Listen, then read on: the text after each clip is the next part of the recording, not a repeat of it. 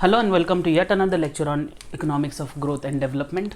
So in the previous class we have seen the distinction between economic growth and development. Today I have something for you which is called as the measurement of economic development. Since economic development can be quantified, let us look at how do we measure that.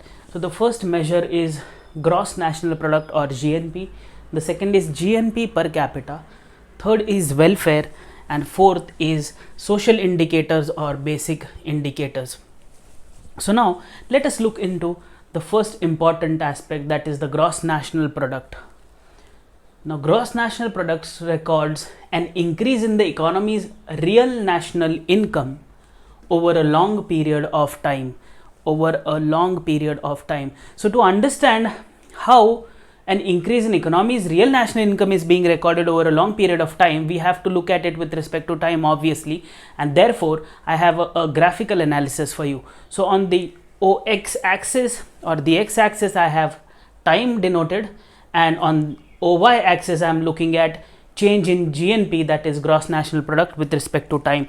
So now change in GNP is denoted by delta Y and change in time is denoted by delta T. So as I am looking at change in national income with respect to time means a ratio of this, with respect to time means change in the real national income with respect to change in time. So this ratio is being reflected on the Y axis. So I hope the idea is pretty much clear.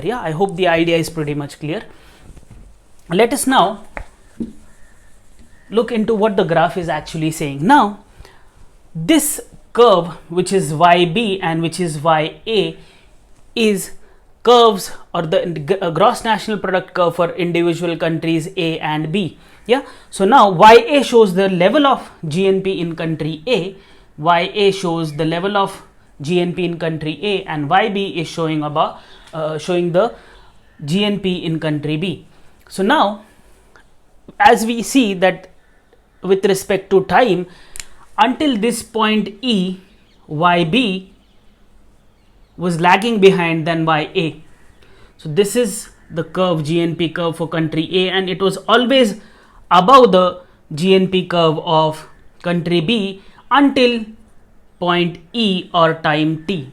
At T, what happens is, at T the development starts happening, and as a result there is an increase in GNP, level of GNP in country B vis-a-vis country A. So this is being monitored on this graph. But now this is not a satisfactory definition of GNP or measurement of development. Why? Because the first point is real national income refers to a country's total output of final goods and services in real terms rather than in monetary terms. It is accounting the GNP only in real terms and not in monetary terms. That is why it is not a satisfactory definition. Second of all, as a result, there is a real concept which is being used in defining GNP. The change in price with respect to change in time is ruled out, but we know that with respect to time there are different changes in prices. The general price level changes with respect to time. So that is ruled out whenever I am talking about GNP as a measure of economic development. So I hope this point is pretty much clear. Now what is happening is, with respect to time there is change in population, which is again ruled out. Why? Because I am talking about real national income to measure GNP, and as a result I am not looking into price change. Second, I am not looking into change in population. But why population is important is because if the population increases, then there is no economic growth or economic development, rather there is economic retardation. So as a result, this factor or the GNP as a real measure is lagging behind. Third of all, GNP fails to account the environmental costs as well. Again, what is effectively happening is, these are the two concepts.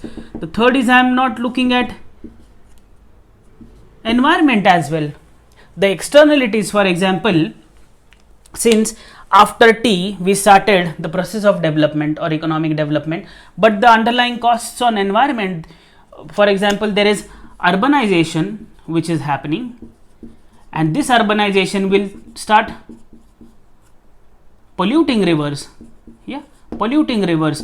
The cost of polluting this river is not being undertaken or not being recorded when I am looking at GNP as a sole measure of economic development. So this is again a problem. Yeah, and the last is it also fails to comment on the distribution of income. For example, okay, economic development is happening, but where is the income being distributed?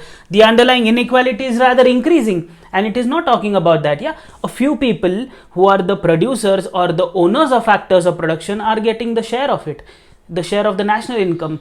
Most of the people are not getting that, so it also fails to account for that. And there are also other conceptual difficulties which I'll be talking about in the next lecture, which are there with respect to calculating the gross national product. Yeah, so these were some of the concepts which related to gross national product as a measure of economic development. So I hope the point is pretty much clear. Thank you so much.